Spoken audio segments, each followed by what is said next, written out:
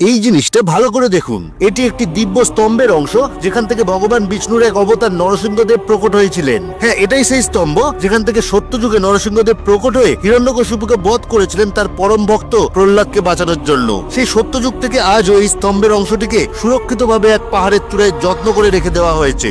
সামনে থেকে এই দিব্য স্তম্ভের দর্শন করার জন্য আপনাদের যেতে হবে অন্ধ্রপ্রদেশের নান্দেয়াল জেলার আহোবিলাম শহরে। যেহেতু এই স্থানেই প্রথমবার নরসিংহদেব প্রকট হয়েছিলেন, তাই এখানে নরসিংহদেবের 9টি মন্দির আছে। আহোবিলাম শহরটি দুভাগে বিভক্ত, আপার আহোবিলাম এবং লোয়ার আহোবিলাম। আর এই দুটি স্থানের মধ্যে প্রায় 8 কিলোমিটারের ডিস্টেন্স রয়েছে। আপার আহোবিলাম একটি ফরেস্ট এরিয়া এবং এখানে আছে নাল্লামালা পাহাড়। এই পাহাড়ের চূড়াতেই রাখা আছে সেই দিব্য স্তম্ভের অংশটি, তাই পাহাড়ের এই চূড়াকে উগ্রাস্তম্ভম পিক বলা হয়। কিছুটা কঠিন ট্রেকের মাধ্যমে চূড়ায় পৌঁছাতে হয়, কিন্তু স্তম্ভ একবার ছোঁয়ার পর মনে হবে যেন স্বয়ং নরসিংহদেবের পায়ে স্পর্শ করলেন। পুরো আহোবিলাম চত্বরে 9টি ভিন্ন ধরনের নরসিংহদেবের মূর্তির দর্শন করতে পারবেন। এছাড়া মালকী ও দেবী প্রত্যঙ্গিরার দিব্য বিগ্রহের দর্শন এখানে গেলে করতে পারবেন। তাই অন্ধ্রপ্রদেশ গেলে নরসিংহদেবের এই প্রকট স্থান অবশ্যই দর্শন করে আসবেন।